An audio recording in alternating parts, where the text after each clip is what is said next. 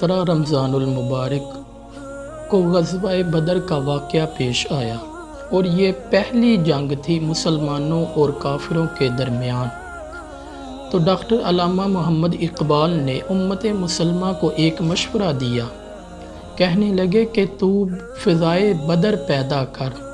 تو فرشتے تیری نصرت کو اتر سکتے ہیں گردوں سے قطار در قطار اب بھی۔ اور اسی مضمون کو دوسرے رنگ میں کہنے لگے کہ آج بھی ہو اگر ابراہیم کا ایمان پیدا تو آگ کر سکتی ہے انداز گلستان پیدا۔ آپ فرمانے لگے کہ تو بدر کی فضا پیدا کر،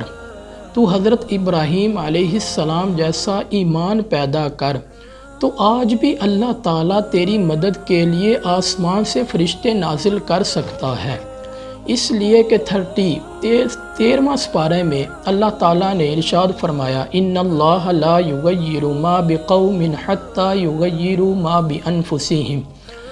اللہ تعالیٰ قادر مطلق ہونے کے باوجود، اللہ تعالیٰ ان اللہ علی کل شیء قدیر ہونے کے باوجود اس آیت میں ارشاد فرما رہا ہے کہ بے شک اللہ تعالیٰ اس قوم کی حالت تبدیل نہیں کرتا جس قوم کو خود اپنی حالت تبدیل کرنے کا خیال نہ ہو۔ تو اس آیت میں اللہ تعالیٰ نے لفظ ما کا ذکر کیا ہے، اور ما عموم کے لیے آتا ہے کہ جو کوئی بھی قوم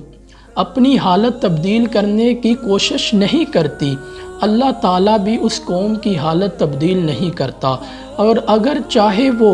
قوم یہودی ہو،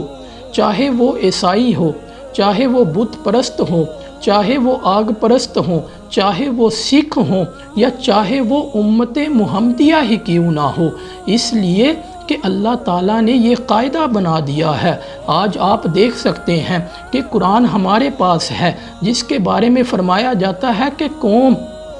قرآن کے ذریعے زندہ رہ سکتی ہے، قرآن کے ذریعے جو ہے وہ زندہ رہ سکتی ہے۔ اور نماز ہمارے پاس ہے، جس کے بارے میں فرمایا حی علی الفلاح، کہ آؤ کامیابی کی طرف۔ اولیاء اللہ ہمارے پاس ہیں، اللہ کو ہم مانتے ہیں، نبی کریم صلی اللہ علیہ وسلم کو ہم مانتے ہیں، ہم اللہ کے تمام انبیاء کو مانتے ہیں، لیکن اس کے باوجود ہم پیچھے کیوں ہیں؟ اس کی صرف یہی وجہ ہے کہ اللہ تعالیٰ نے یہ قاعدہ بنا دیا ہے کہ ان اللہ لا یغیر ما بقوم حتی یغیروا ما بانفسہم، کہ اللہ تعالیٰ اس قوم کی حالت تبدیل نہیں کرتا جس قوم کو خود اپنی حالت تبدیل کرنے کا خیال نہ ہو۔ تو حضور ضیاء الامت جسٹس پیر محمد کرم شاہ الازہری رحمۃ اللہ تعالیٰ علیہ نے فرمایا ہے کہ جو قوم زندہ رہنا چاہتی ہے، جو قوم چاہتی ہے کہ وہ پستی سے بلندی کی طرف جائے، جو قوم چاہتی ہے کہ وہ زوال سے عروج کی طرف جائے، تو اس قوم کو اپنی خامیاں خوبیوں میں تبدیل کرنی ہوں گی،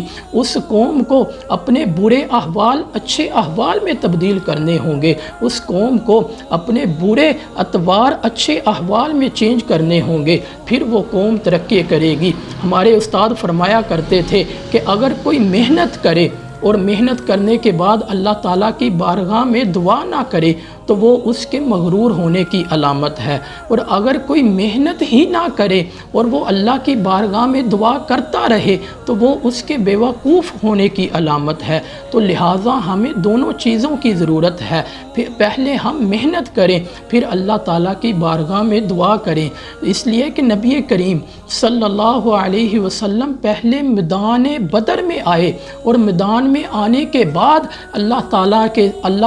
کے حضور نبی کریم صلی اللہ علیہ وسلم نے دعا کی کہ اے باری تعالیٰ، میرے پاس جتنے تھے میں لے کر آ گیا ہوں، اگر ان میں سے کوئی زندہ نہ رہا، کوئی باقی نہ رہا، تو قیامت تک تیرا نام لینے والا بھی کوئی باقی نہیں رہے گا، قیامت تک تیری عبادت کرنے والا کوئی نہیں رہے گا۔ تو شرط یہ ہے کہ ہمیں بدر کی فضا پیدا کرنی چاہیے، ہمیں حضرت ابراہیم علیہ السلام جیسا ایمان پیدا کرنا چاہیے، پھر اللہ تعالیٰ آج بھی ہماری نصرت کے لیے فرشتے آسمان سے اتار سکتا ہے۔